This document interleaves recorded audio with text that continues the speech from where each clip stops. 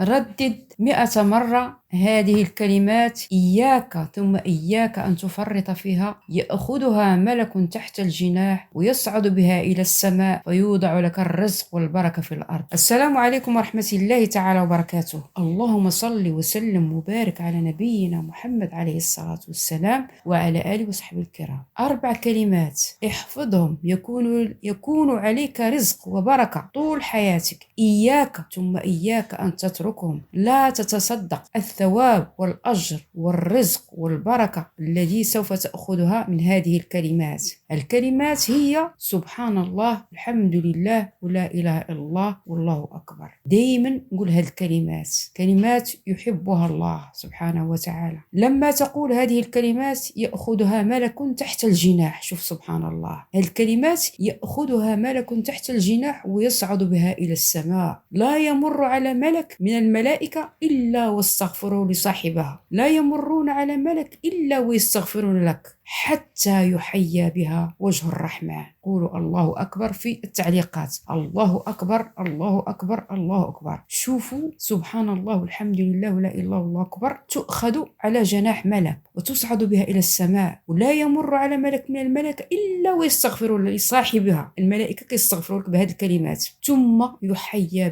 بها وجه الرحمة، توصل عند الله سبحانه وتعالى. قولوا الله أكبر، الله أكبر. لما توصل هذه الكلمات عند الله، رواية الخطيب البغدادي يقول: يخلق الله من كل كلمة ملكا يسبح لك إلى يوم القيامة. سبحان الله. ويكتب ثواب في صحيفته. تعرفون أين تمشي هذه الكلمات؟ يطوفون بها حول عرش، تسمع لها دوي كدوي النحل. هذه الكلمات فين كتمشي عرش الرحمن، وكتبقى تدور ويسمع لها دوي كدوي النحل، كتبقى تدور تذكر بصاحبها، كتذكر بك انت اللي كتقولها. يعني تقول يا رب، اش كتقصد ديك الدوره اللي كدور؟ هي كتقول يا رب اغفر لفلان او فلانه، يا رب ارحم فلان او فلانه، يا رب ارزق فلان او فلانه، يا رب اغفر لفلان او فلان. يعني تذكر بصاحبها الذي قال سبحان الله والحمد لله ولا اله الا الله والله اكبر.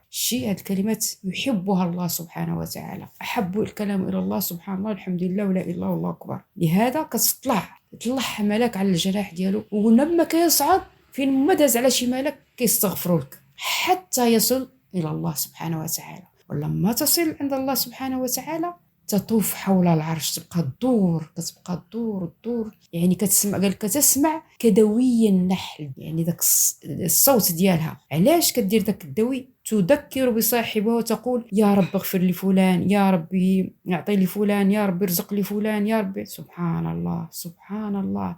لهذا كنبغيكم في التعليق ديروا سبحان الله، سبحان الله والحمد لله ولا اله الا الله والله اكبر. كلكم ديروها في التعليقات. وكنتمنى منكم اي واحد شاف هذا الفيديو يهز التسبيح ديالو، يقول سبحان الله الحمد لله 100 مرة كل يوم، باش تاخذوا اجر. يطلع هذا الخير ديالكم، هذا الاجر ديالكم يطلعوا ملك عند الله سبحانه وتعالى، وربي كيبقى ربي كيعطيكم الرزق ويعطيكم البركه ويعطيكم كل شيء اللي بغيتوه. اياك ثم اياك ان تترك هذه الكلمات كل يوم شد التسبيح ديالك وقول سبحان الله الحمد لله ولا اله الا الله والله اكبر. منها اجر، منها بركه، منها رزق طول حياتك. سبحان الله.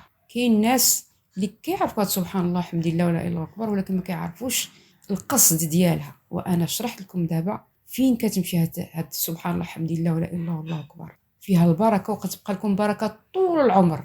ولكن دائما بالتسبيحات كل نهار، وخصوصا وراء الفجر، ولا الاوقات المكتوبه بحال الظهر، العصر، المغرب، العشاء. وقت اللي كنتي مسالي هز التسبيح ديالك واذكر الله سبحانه وتعالى.